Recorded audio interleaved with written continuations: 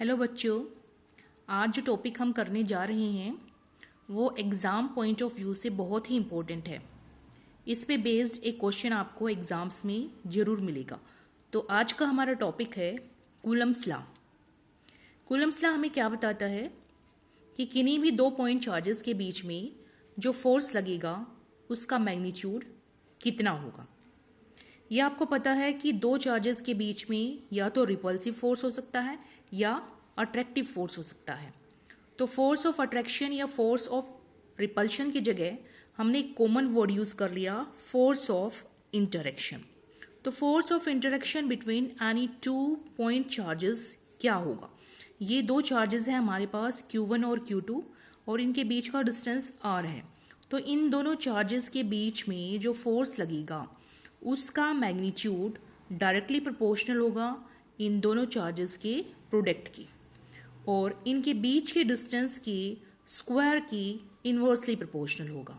इसको हमने are square को अपॉन में लिखा है, तो इसको हम कहेंगे force is inversely proportional to square of distance. इन दोनों को कंबाइन करेंगे, कंबाइन करने से हमारे पास आ जाएगा F proportional to Q1 Q2 upon में आर स्क्वायर। प्रोपोर्शनल का साइन हटाएंगे और इक्वल का साइन लगाएंगे, और साथ में हमें कांस्टेंट ऑफ प्रोपोर्शनलिटी K भी लगाना होगा। यहाँ पर K को हम क्या कहेंगे, इलेक्ट्रोस्टैटिक फोर्स कांस्टेंट। ये K जो इलेक्ट्रोस्टैटिक फोर्स कांस्टेंट है इसकी वैल्यू डिपेंड करती है नेचर ऑफ मीडियम पे और सिस्टम ऑफ यूनिट्स पे। दो चीजों के ऊपर इसकी वैल्यू डिपेंड करती है।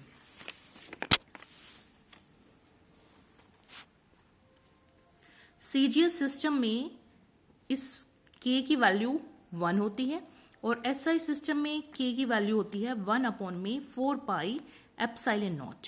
ये जो हमने K की वैल्यू ली है सीजीएस सिस्टम और SI सिस्टम में, ये किसके लिए ली है, कौन से मीडियम में ली है, या तो एयर हो या वैक्यूम, एयर हो या एयर भी ना हो, मतलब कि निर्वात हो। तो यदि हम SI सिस्टम में अगर बात करें K की वैल्यू कितनी होगी, 1 अपॉन में 4 पाई एप्सिलॉन नॉट। इस K की वैल्यू को यहां पर हम रख दें तो हमारे पास कूलम्स लॉ बन जाएगा F is equal to 1 upon में 4 पाई एप्सिलॉन नॉट इंटू में Q1 Q2 अपॉन में R स्क्वायर। ये K की वैल्यू हमने यहाँ पे सब्स्टिट्यूट कर दी, तो कूलम्स लॉ SI सिस्टम में क्या बन जाएगा, F is equal to 1 upon 4 pi epsilon not into में Q1 Q2 अपॉन में R स्क्वायर। अब यहाँ पे एक सिंबल देख रहे हैं आप, इसको बोलते हैं एप्सिलॉन और इसके साथ 0 लगा हुआ है, तो इसको पढ़ेंगे हम एप्सिलॉन नॉट। अब ये एप्सिलॉन नॉट क्या है, epsilon not is absolute electrical permittivity of free space.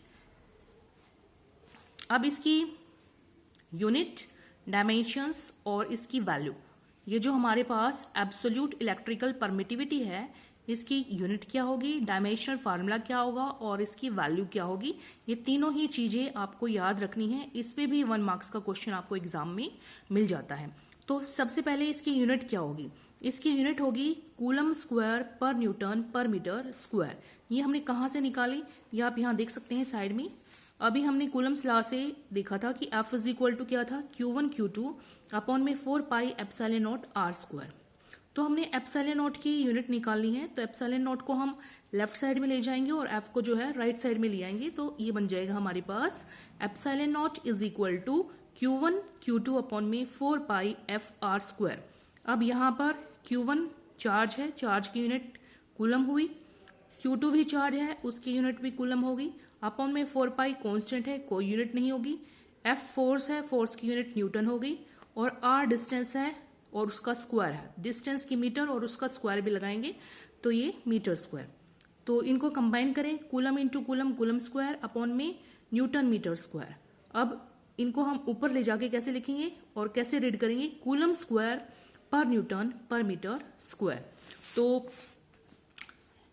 अब हम निकाल चुके हैं एप्सिलॉन नॉट की यूनिट क्या है, कूलम स्क्वायर पर न्यूटन पर मीटर स्क्वायर। इसी तरह से यहां पर जो है चार्ज का डायमेंशनल फार्मूला रख के, फोर्स का डायमेंशनल फार्मूला रख के और डिस्टेंस का डायमेंशनल फार्मूला रख के और सिंप्लीफाई अगर हम करेंगे तो इसका डायमेंशनल फार्मूला हमारे पास आ जाएगा m-1 l-3 t4 a²। Next है इसकी वैल्यू को आप डायरेक्ट लर्न कर लेंगे। 8.85 इंटू 10 की पावर -12 इसकी वैल्यू होती है। इसकी एक और यूनिट होती है जो एग्जाम्स के अंदर ऑब्जेक्टिव टाइप क्वेश्चन में आ जाती है। भाई 4 ऑप्शंस आ जाती हैं और उसमें से इसकी यूनिट छाटिए। तो कई बार जो है एप्सिलॉन नॉट की ये यूनिट भी आ जाती है फैराड पर मीटर। ये आप आगे और यूनिट्स जब पढ़ेंगे तो वहां पे एप्सिलॉन नॉट आता है और उसकी यूनिट भी वहां हम निकालेंगे। तो इसकी दूसरी यूनिट क्या है? फैराड पर मीटर, जिसको हम सिंबल्स की फॉर्म में लिखेंगे। फैराड को F और मीटर का सिंबल होता है M, तो ये बन गया फैराड पर मीटर। स्मॉल के अभी आपने देखा था, स्मॉल के इज इक्वल टू था 1/4 पाई एप्सिलॉन नॉट। के की वैल्यू देखी थी, के क्या था? Electrostatic force constant. इसकी वैल्यू सीजीएस सिस्टम में 1 थी और एसआई सिस्टम में थी 1/4 पाई एप्सिलॉन नॉट। और ये किसकी इक्वल होगा? 9 इंटू 10 की पावर 9 और यूनिट होगी इसकी न्यूटन मीटर स्क्वायर पर कूलम स्क्वायर।